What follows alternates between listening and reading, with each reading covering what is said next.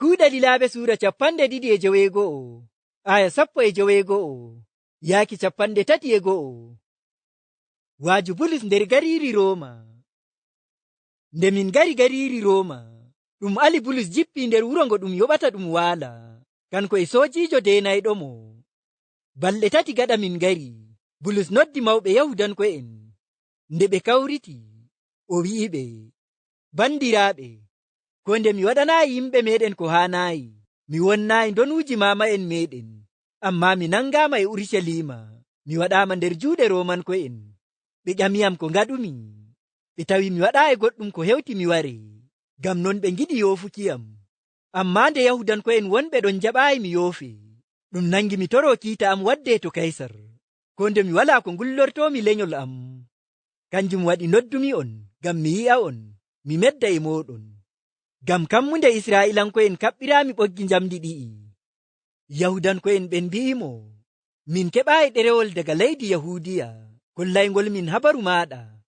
Kadin maa bo, walaa ko gooto nder bandiraaɓe amin garɗo wi'imin habaru ɗum wooɗa dow maaɗa. Amma emin giɗi mbi'amin nyumo maaɗa, ngam emin andi yimɓe ko toye e ngedda diina ka tokkuɗa.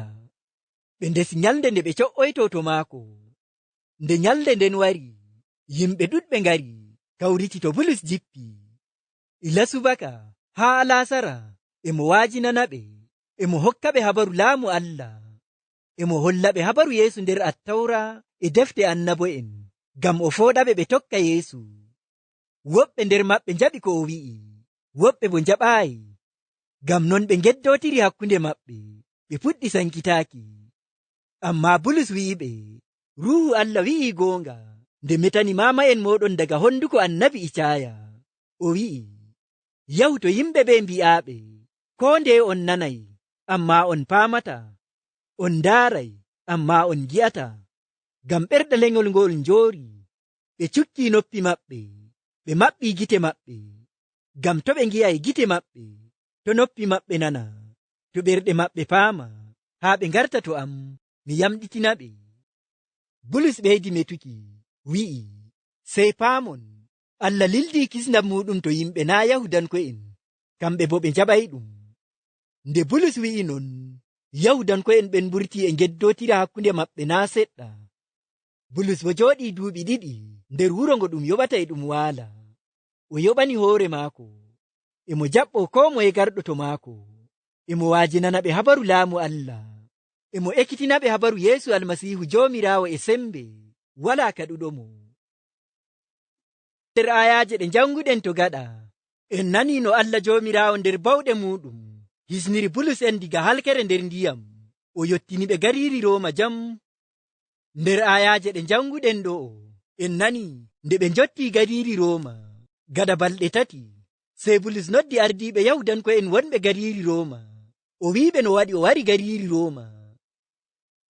Aya 11 yaaki 12 wi'i, nde min gari gariiri Rooma, ɗum ali Bulus jippi nder wuro ngo ɗum yoɓata ɗum waala, kanko e soojiijo deenayɗo mo.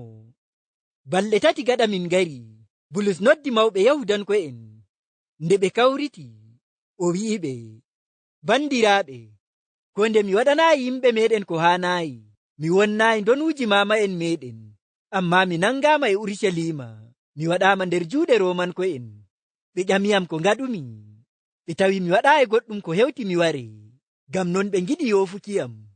Amma nde Yahudanko'en wonɓe ɗon jaɓaayi mi yoofe, ɗum nangi mi toroo kiita am wadde to Kaysar, ko nde mi walaa ko ngullortoomi lenyol am. Kanjum waɗi noddumi on, ngam mi yi'a on, mi medda e mooɗon. Ngam kammunde Israa'ilanko'en kaɓɓiraami ɓoggi njamdi ɗi'i. En nani ɗo, nder rammiɗinki, Bulus wi'iɓe dalila no waɗi o wari Rooma. O holli ɓe, o waɗanaayi Yahudanko'en goɗɗum leyfi, amma fuu e non ɓe nangimo nder Urusalima, ene ɗum yinno yoofukimo, amma Yahudanko'en jaɓaayi. Ngam non o wi'iɓe, ɗum wartanimo dole o wadda haala maako to Kaysar laamiiɗo mawɗo. Kanjum waɗi o wadda gariiri Rooma emo haɓɓi, naa gam goɗɗum leyfi ɗum o waɗi, sey ni gam kammunde Israa'ilanko'en dow Yeesu Almasiihu, waato annabi Iisa. O wi'iɓe, hanjum waɗi o wadda gariiri Rooma emo haɓɓira ɓoggi njamdi ko sarkaari.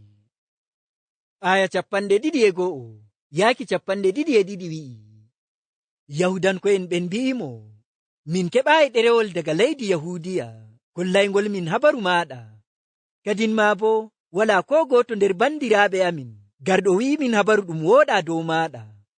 Amma emin giɗi mbi'amin nyumo maɗa, ngam emin andi yimɓe ko toye e ngedda diina ka tokkuɗa. En nani yahudanko'en ɓen noti mbi'imo, to min nani ko mbiɗa, amma gonga emin mbi'ima min keɓaayi ɗerewol diga ardiɓe diina wonɓe leydi yahudiya wato urushalima kollaygol min habaru maɗa. Non ma nder bandiraaɓe amin ƴoyɓe urushalima wala gaddanɗomin habaru kalluɗum dow maɗa. Ngam non minon joni ko min giɗi woni mbi'amin nyumo maɗa, ngam yimɓe ko toye e ngedda diina ka tokkuɗa. Gaɗa ɓe mbi'i non, sey ɓe ndesi nyalde nde ɓe co'oyto to Bulus ngam o metana ɓe dow diina Yeesu almasihu wato annabi Isa ka o tokkata. Aya 23 yaaki 25 wi'i, nde nyalde nden wari, yimɓe ɗuɗɓe ngari kawriti to Bulus jippi. Ila subaka haa alasara emo waajinana ɓe, emo hokka ɓe habaru laamu Allah, emo holla ɓe habaru Yeesu nder attawra e defte annabo'en, ngam o fooɗaɓe ɓe tokka Yeesu. Woɓɓe nder maɓɓe njaɓi ko o wi'i, woɓɓe bo njaɓaayi. Ngam non ɓe ngeddotiri hakkunde maɓɓe, ɓe puɗɗi sankitaaki. En nani ɗo, nde nyalde nden yaltoyi, yimɓe ɗuɗɓe ngari to Bulus ngam ɓe nana waaju maako. En nani diga ila subaka Bulus fuɗɗi waajinanki ɓe haa alasara emo waajinana ɓe habaru laamu Allah wato aljanna keɓortoɗum barka hoolaaki annabi Isa. Bulus waɗi ka tabbitinanki ɓe habaru annabi Isa nder attawra e defte annabo'en. E non o tabbitinani ɓe diina annabi Isa ka o tokkata na ɗum fewre. Ngam annabi Musa windi habaru garol annabi Isa nder attawra, non ma annabo'en Allah horiɓe ɓe o liloyi. Ngam non Bulus fooɗi hakkiilo maɓɓe, ɓe koolo annabi Isa woni Yeesu almasihu, kisno ɓi Adama diga hakke, mo Allah jomirawo waɗi alkawal lildoyki. En nani woɓɓe nder maɓɓe njaɓi ko Bulus wi'i, woɓɓe bo njaɓaayi. Ngam non ɓe ngeddotiri hakkunde maɓɓe, ɓe puɗɗi sankitaaki. Aya 25 yaaki 25 wi'i, amma Bulus wi'iɓe, Ruhu Allah wi'i goonga nde metani mama'en moɗon daga honduko annabi Icaya, o wi'i, yahu to yimɓe ɓe mbi'aɓe, ko nde on nanay amma on paamata, on ndaaray amma on gi'ata, ngam ɓerɗe lenyol ngol njoori, ɓe cukki noppi maɓɓe, ɓe maɓɓi gite maɓɓe, ngam to ɓe ngi'ay gite maɓɓe, to noppi maɓɓe nana, to ɓerɗe maɓɓe paama, haa ɓe ngarta to am, mi yamɗitina ɓe. En nani yahudanko'en ganyuɓe njaɓa ko Bulus wi'i ɓen, ɓe ngadi ka yeddotirki e kooliɓe ko Bulus wi'i dow annabi Isa. Diga ɗon ɓe njaɓaayi ko Bulus on wi'i, ɓe ngadi ka sankitaaki. Sey Bulus wi'iɓe ko annabi Icaya wi'uno dow mama'en maɓɓe, wiiki, Ruhu Allah wi'i goonga nde metani mama'en moɗon daga honduko annabi Icaya, o wi'i, yahu to yimɓe ɓen mbi'aɓe, ko nde on nanay amma on paamata, on ndaaray amma on gi'ata, ngam ɓerɗe lenyol ngol njoori, ɓe cukki noppi maɓɓe, ɓe maɓɓi gite maɓɓe, ngam to ɓe ngi'ay gite maɓɓe, to noppi maɓɓe nana, to ɓerɗe maɓɓe paama, haa ɓe ngarta to am, mi yamɗitina ɓe. To en jangi nder deftere annabi Icaya sura 9 aya 9 yaaki 10 en gi'ay ɗum. Yahudanko'en ɓe ganyuɓe jaɓuki ko Bulus wi'i dow annabi Isa ɗo eɓe nandi deidei e mama'en maɓɓe ɓe jamanu annabi Icaya ganyuɓe jaɓuki ko Allah wi'i. Ngam non bandirawo am an hettindittoɗo hande, ta wartu bo yimɓe ɓe, ta sukku noppi maɗa dow nanuki gonga Allah, ta maɓɓu gite maɗa dow laawol Allah jaraygol ma aljanna barka hoolaaki annabi Isa, ta haɗu ɓernde maɗa jaɓuki ko hoolaaki gonga Allah ka nanta ka'a.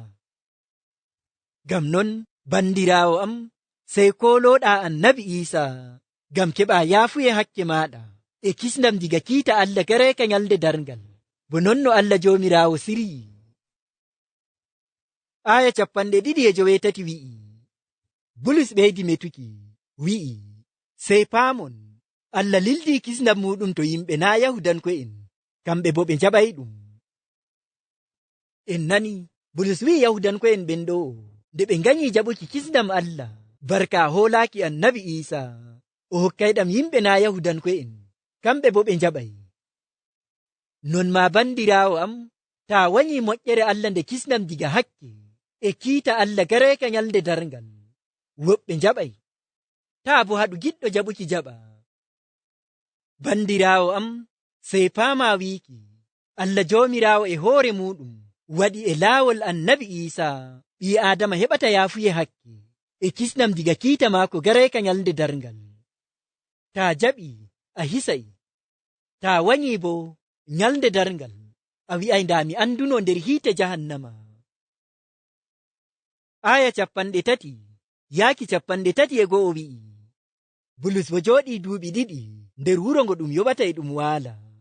O yoɓani hoore maako emo jaɓɓo ko moye garɗo to maako emo waajinana ɓe habaru laamu Allah emo ekkitina ɓe habaru Yeesu almasihu jomirawo e sembe wala kaɗuɗomo. En nani Bulus jooɗi nder wuro haya haa duuɓi 2 waato ɗum suraayi Bulus nder suudu cural amma ɗum alimo o jooɗi nder wuro haya ɗum bo haɗayimo waajinki. En nani yimɓe ngara to maako emo waajinana ɓe habaru laamu Allah waato aljanna emo ekkitina yimɓe habaru Yeesu almasihu jomirawo e sembe wala kaɗuɗomo. En nani Bulus waɗi duuɓi 2 e jooɗi nder gariiri Rooma e waajina habaru belɗum to ko moye garɗo to maako. To amma ko heɓi Bulus gaɗa duuɓi 2? Taariha holli gaɗa duuɓi 2 Bulus yofaama haa ma o yahi leydi Sipen e leydi woɗe'en o waajini habaru belɗum. Ɗon ma nder duuɓi 2 o waɗi nder gariiri Rooma e carel ngel o windi deftere Afisanko'en e Filibiyanko'en e Kolosiyanko'en nden e deftere Filimon. Taariha holli gaɗa Bulus yofaama ɗum fuɗɗiti ɗum nangi mo ɗiɗabum amma e nangol ɗiɗabol ɗum waɗi mo nder suudu cural e carel ngel laamiiɗo Rooma bi'eteeɗo Neero fuɗɗi hallanki tokkuɓe annabi Isa na seɗɗa o waɗi ka warkiɓe. Taariha holli e carel ngel ɗum wardi Bulus e kaafahi haade ko ɗum wara Bulus o windi deftere Timoti ɗiɗabol. Ɗum woni re'irde ko Lukka windi dow kuuɗe lilaaɓe annabi Isa e jonde tokkuɓe annabi Isa arande'en. Nder taariha kuuɗe lilaaɓe annabi Isa e jonde tokkuɓe annabi Isa arande'en en nani iri torra e bone ɗe ɓe njari ngam waajinki habaru belɗum. Amma fuu e non ɓe alaayi tokkuki annabi Isa e nder bone e torra ɓe alaayi waɗuki ko Allah yiɗi ɓe nyamri yeeso e waajinki habaru belɗum haa habaru annabi Isa sankiti ko toye e carel ngel ngam ɓe ngaɗi ɓerɗe maɓɓe waɗuki ko Allah yiɗi. Nder kuuɗe lilaaɓe suura 2 aya 42 en nani no tokkuɓe annabi Isa arande'en kawti hoore ngadi ka tokkuki ekkitinol lilaaɓe e ɓe sumpotira e ɓe nyamda e ɓe ngaada do'aare ko ngele carel e ɓe ngaɗa ko Allah jomirawo yiɗi e non ɓe cembiɗi nder imanu maɓɓe dow annabi Isa haa linjiila yahi yeeso. Ngam non bandiraaɓe am enen tokkuɓe annabi Isa hande ɗum wartani en misaalu boɗɗum sey alen holluki feerotirol hakkunde meɗen kawten hoore ngam jaaren linjiila yeeso. Ɗon ma sey ekkitoɗen munyal e daraaki dow goonga bo non no tokkuɓe annabi Isa arande'en ngaɗi. Ngam non bandiraawo am iri torra ka jarata fuu ngam a tokkuɗo annabi Isa sey munya bo non no tokkuɓe annabi Isa arande'en ngaɗi. Emi dow Allah jomirawo ɗawta famtinki en o bo sembiɗina imanu meɗen dow annabi Isa. Amin.